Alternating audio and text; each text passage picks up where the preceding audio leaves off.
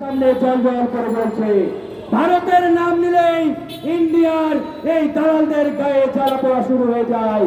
আমার পূর্বে doctor Iran সাহেব চমৎকার ভাবে বলেছেন, ওই ইসরায়েলের দালালরা বাংলাদেশে ফিলিস্তিনের পক্ষে স্লোগান দেয়।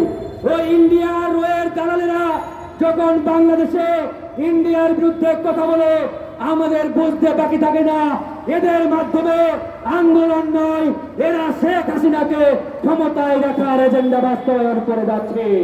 তাই বন্ধুগণ, আজকে যদি এই বাংলাদেশ থেকে ইন্ডিয়া এবং মোদির এই আধিপত্যবাদ আগ্রাসনকে হটাতে হয়, সবার আগে এই বাংলাদেশে মোদি এবং এই ইন্ডিয়ার দালালদের বাংলার মাটি ছাড়া করতে হবে।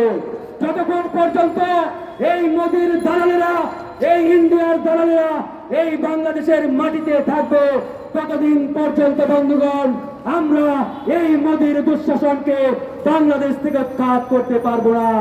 প্রিয় বন্ধুগণ, আমরা শুরু করেছি এই আন্দোলন গণ অধিকার পরিষদের একার আন্দোলন নয়। এই আন্দোলন 12 দলীয় জোট, লেবার পার্টি কিংবা বিএনপি, জামাত, হেফাজত কোন দলের একক আন্দোলন নয়। এই আন্দোলন বাংলাদেশের 20 কোটি জনগণের মুক্তি আন্দোলন।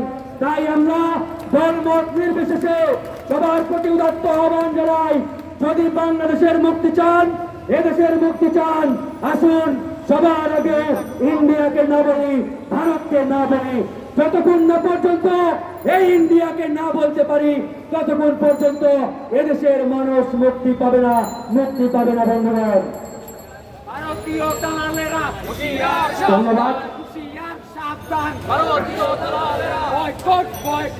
ধন্যবাদ। আমরা কি ভারতীয় পণ্য খাবো?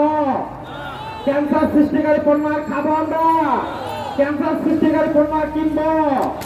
ভারত, আমরা স্লোগান দেই বয়কট বয়কট, ভারতীয় পণ্য, ক্যান্সার সৃষ্টিকারী পণ্য, রোগ সৃষ্টিকারী পণ্য, ভূমির দেওয়া পণ্য, প্রযুক্তি দেওয়া পণ্য, হিন্দুত্ববাদী পণ্য।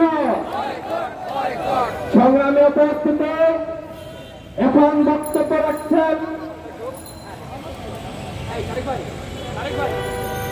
আপনি একটু বসেন। আমাদের মাঝে এই মুহূর্তে এসে উপস্থিত হয়েছেন বিএনপি চেয়ারপারসনের উপদেষ্টা, ঢাকা মহানগর দক্ষিণ বিএনপির সংগ্রামী আহ্বায়ক জনাব বীর মুক্তিযোদ্ধা আব্দুল সালাম আমাদের মাঝে এসে উপস্থিত হয়েছেন। বাংলাদেশ